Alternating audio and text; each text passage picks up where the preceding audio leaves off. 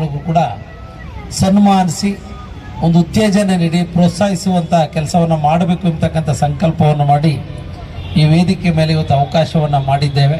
ವಿದ್ಯಾರ್ಥಿಗಳು ಕೂಡ ಈ ದಾರಿನಲ್ಲಿ ಹೋಗಬೇಕು ಅನ್ನೋ ಒಂದು ಉದ್ದೇಶದಿಂದ ಪ್ರೋತ್ಸಾಹಿಸುವಂಥ ಕೆಲಸವನ್ನು ಮಾಡಿದ್ದೇವೆ.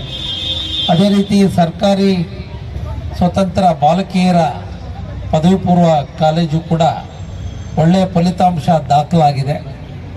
96.5% 86 ಕ್ಯಾನ್ಸಲ್ ಆಗ್ತಿತ್ತು.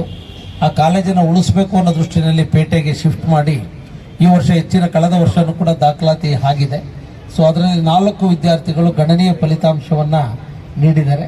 ಅವರಿಗೆ ನಾನು ವಿಶೇಷವಾಗಿ ಸತ್ಯಭಾಮ ಅವರು ಮತ್ತು ಎಲ್ಲ ಉಪನ್ಯಾಸಕರಿಗೆ ವಿದ್ಯಾರ್ಥಿಗಳಿಗೆ ಅಭಿನಂದನೆಗಳನ್ನು ಸಲ್ಲಿಸಲಿಕ್ಕೆ ಇವತ್ತು ಇದನ್ನು ಈ ವರ್ಷ ಅಧಿಕೃತವಾಗಿ ಪ್ರಾರಂಭ. ಹಿಂದೆ ಕೇವಲ ಟಾಪರ್ಸಿಗೆ ಮಾತ್ರ ಮಾಡ್ತಾ ಇತ್ತು.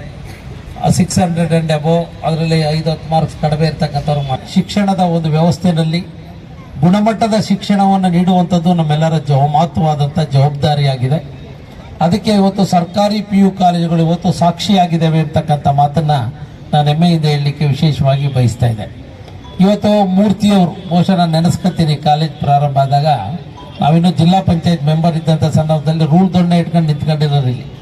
ಇಲ್ಲಿ ಗಲಾಟೆಗಳಾಗ್ತವೆ.